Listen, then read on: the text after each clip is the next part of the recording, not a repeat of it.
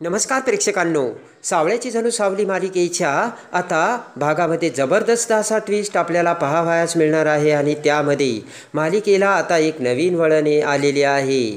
आणि आता बबलूने अरेंज केलेल्या पार्टीमध्ये जेव्हा आता अमृता ही सावलीला प्रश्न विचारते, ताराच्या गोड आवाजासारखा सुंदर आवाज तुलासुद्धा असायला हवा होता. हा प्रश्न तारासोबत काम करताना तुला तुझ्या मनात नाही आला का? त्यावेळेस आता सावली उत्तर देते की माझ्या विठुरायावरती पूर्ण विश्वास आहे आणि आत्तापर्यंत माझ्या विठुरायाने मला जे जे काही दिलं आहे ते मला पुरेसं आहे. या पलीकडे मला काहीच अपेक्षा नाही. आता सावलीचे ते उत्तर ऐकून राजसुद्धा आता सगळ्यांना म्हणतो की अरे वा, व्हेरी नाईस, आणि सगळेजण आता टाळ्या वाजवतात. आणि त्यानंतर आता राज हा दुसरा प्रश्न आता सोहमला विचारतो आणि तो प्रश्न म्हणजे, तुला सोहम ताराचं गाणं आवडतं की तारा आवडते? आता सोहमच्या मनात चलबिचल सुरू होती. सोहम इकडे तिकडे बघतो तर सारंग म्हणतो, हां सोहम, एकदम खरं उत्तर द्यायचं. आणि लगेच आता सोहम एकदम हुशारीने उत्तर देत म्हणतो की मी ना गोड गाणं गाणाऱ्या तारावरती प्रेम करतो. आणि तेवढ्यात आता सोहमकडे बघत आता बबलू म्हणतो, अरे वा सोहम, तू अगदी बरोबर उत्तर दिलंस आणि आता तुम्ही खऱ्या अर्थाने अग्निपरीक्षा जिंकलेली आहात आणि आता तुम्हाला डान्स करण्याचा चान्स मिळत आहे. तेवढ्यात आता राज म्हणतो की नाही, अरे बबलू, मी ना डान्स वगैरे नाही काही करणार. तर आता सोहम म्हणतो की हा सगळा अट्टाहास तर त्यासाठीच होता. आणि त्यानंतर आता सगळेजण आता डान्स करायला तयार झालेले असतात आणि चारही कपल्स आता डान्स करण्यासाठी आता एकमेकांच्या समोर येतात आणि सगळ्यांनी आता एकमेकांच्या हातात हात धरलेले असतात आणि दाटले रेशमी हे धुके या गाण्यावरती आता सगळेजण भन्नाट डान्स करू लागतात. सारंगने आता सावलीचा हात आपल्या हातात घेतलेला असतो आणि प्रेमाने सावलीकडे बघत आता सारंग सावलीसोबत डान्स करत असतो. आणि इकडे आता ऐश्वर्या, तारा आणि अमृता तिघीही आता त्यांच्या हजबंडबरोबर डान्स करू लागतात. आणि त्यानंतर आता अलगद लाजून सावली ही सारंगपासून थोडीशी बाजूला जाते. तर त्याच वेळेस आता सारंग हा त्याचा हात पुढे करतो आणि प्रेमाने सावलीला आपल्याकडे बोलावतो. आणि इकडे आता पुन्हा सावली ही सारंगच्या हातात हात देत दोघेही प्रेमाने आता डान्स करू लागतात. आणि इकडे आता अमृता आणि राज दोघेही एकमेकांकडे बघत आता डान्स करतात. तर इकडे ऐश्वर्या, नील आणि इकडे तारा आणि सोहम एकमेकांमध्ये हरवून गेलेले असतात. आणि त्यानंतर आता इकडे आता पटकन मुलाची आठवण येऊन आता राज हा त्याच्या बेडरूममध्ये निघून येतो. तर आता अमृताला देखील आता वाईट वाटतं आणि पटकन अमृता राज पाठीमागे येत म्हणते की अहो, तुम्ही निघून का आलात? राजच्या डोळ्यात आता पाणी आलेलं असतं आणि राज म्हणतो की तुला चांगलं माहीत आहे की मला टेन्शन आलं आणि मी का निघून आलो ते. आणि इकडे आता राजला राग येतो. राज उठून अमृताला म्हणतो की हे लोक आता माझ्या कॅपॅसिटीवर आणि माझ्या कॅपॅबिलिटीवरती आता संशय घ्यायला लागलेत का, माहिती आहे का? कारण आता आपल्याला मूल होत नाही आहे म्हणून. आणि त्यानंतर आता राज म्हणतो की आपल्याला मूल व्हावं म्हणून जे जे पाहिजे होतं ते सगळं मी केलं की नाही? तर आता अमृता म्हणते की हो, पण अमृता म्हणते की डॉक्टर म्हणतात की एव्हरीथिंग इज ओके आहेत. तेव्हा आता राज म्हणतो की एव्हरीथिंग ओके आहे, तर मग का मूल होत नाही आहे? आणि इकडे आता राज म्हणतो की मी तुझ्यासोबत नसतं लग्न केलं तरी चाललं असतं, मला त्याने काहीच फरक पडला नसता अमृता. आणि रागाने आता राज तेथून निघून जातो. इकडे आता अमृताला खूप वाईट वाटतं. दुसरीकडे सोहम आणि तारा आता मस्त एन्जॉयमेंट करत गप्पा मारत असतात. सोहम म्हणतो की तारा, तुला माहिती आहे का, तुझ्यासाठी मी गॅलरीतून उडी मारून आलो होतो. तर तारा म्हणते हो माहिती आहे ना, आणि माझी मम्मा त्यावेळेस आली होती. सोहम म्हणतो की त्यावेळेस ना ते दिवस एकदम मस्त होते, आतासुद्धा मस्त आहेत, पण त्यावेळेस लिमिटेशन होतं. आणि तेवढ्यात ते ऐकून आता तारा म्हणते की मग काय विचार आहे? सोहम म्हणतो की मी तुझ्या सिग्नलची वाट बघतोय. आणि आता सोहम म्हणतो की तारा, तुला माहिती आहे का, या दिवसाची ना मी किती दिवसापासून आतुरतेने वाट बघत होतो. आणि एवढ्यात आता सोहम हा ताराच्या जवळ येऊ लागतो. पण त्याच वेळेस ताराला ऐश्वर्याचे बोलणे आठवलेले असते आणि पटकन ते आठवून क्षणात तारा आता थोडीशी सोहमला दूर लोटते. ते बघताच आता सोहम म्हणतो, काय झालं तारा, मला असं दूर का ढकललंस? आणि त्यानंतर आता तारा म्हणते काही नाही, आपण अजून कुलदैवतेच्या पाया नाही पडलो ना. तेवढ्यात आता तारा म्हणते की ती आपली परंपरा आहे का? सोहम म्हणतो की तारा, तू अजूनही परंपरेला मानतेस का? तारा म्हणते की सोहम, अरे असं काय करतोस? आता तुझी जी फॅमिली तीच माझी फॅमिली आहे. आणि इकडे आता ऐश्वर्याला खूप राग आलेला असतो. ऐश्वर्या तिच्या बेडरूममध्ये येऊन आता हेरझाऱ्या मारत असते. तर तेवढ्यात पाठीमागून आता नील तिथे येतो आणि पटकन ऐश्वर्याला मिठी मारू लागतो. आणि ऐश्वर्या आता नीलला बोट करत म्हणते की बाजूला हो. तर नील म्हणतो काय झालं आणि अरे वा. तर आता ऐश्वर्या म्हणते की काय उपयोग पण.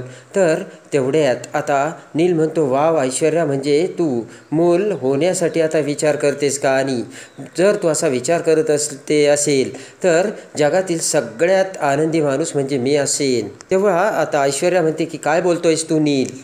ऐश्वर्या म्हणते की just go, don't irritate me. आणि आता नीलचा मोठा नाविलाज झालेला असतो आणि पटकन आता नील हा कॉटवर जाऊन झोपतो. आणि त्यानंतर ऐश्वर्या आता पाठमोरी होऊन नीलच्या शेजारी झोपते. आणि आता ऐश्वर्याच्या डोळ्यासमोर भयानक स्वप्न आलेली असते. आणि ते म्हणजे आता तिलोत्तमा आणि चंद्रकांतराव हे आता घरी आलेले असतात. आणि तिलोत्तमा आणि चंद्रकांतराव आता घरी येताच आता तिलोत्तमाने सगळ्यांना बोलावलेलं असतं. तर ऐश्वर्या आता खाली येते आणि तिलोत्तमाकडे बघत म्हणते की मॉम काय झालं, आज तुम्ही खूप खुश आहात.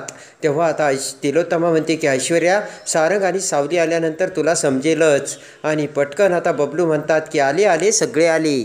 आणि इकडे नील, राज, अमृता, सोहम सगळेजण आलेले असतात. आणि त्याच वेळेस आता सारंग आणि सावली पाठीमागून तिथे येतात. तर सावलीच्या हातात आता बाळ असतं आणि सावली आता तिच्या बाळाला घेऊन तिथे आलेली असते. आणि सावलीच्या हातात ते बाळ बघताच आता ऐश्वर्याला सगळ्यात मोठा धक्का बसतो.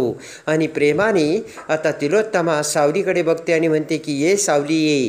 आणि पटकन आता तिलोत्तमा ही प्रेमाने सावलीच्या चेहऱ्यावरून हात फिरवते. आणि तिलोत्तमा प्रेमाने आता बाळाकडे बघते आणि मोठ्या आता कुतूहलाने आनंदी होऊन तिलोत्तमाने सावली आणि बाळाचं औक्षण केलेलं असतं. आणि त्यानंतर प्रेमाने सावली आता आतमध्ये येते आणि ऐश्वर्याकडे बघत म्हणते की ऐश्वर्या मॅडम हे माझं बाळ आहे. आणि ते ऐश्वर्या आता सावलीचे शब्द ऐकताच टणकन झोपेतून उठून जागी होते. आणि ऐश्वर्याने आता ते भयानक स्वप्न बघितलेले असते.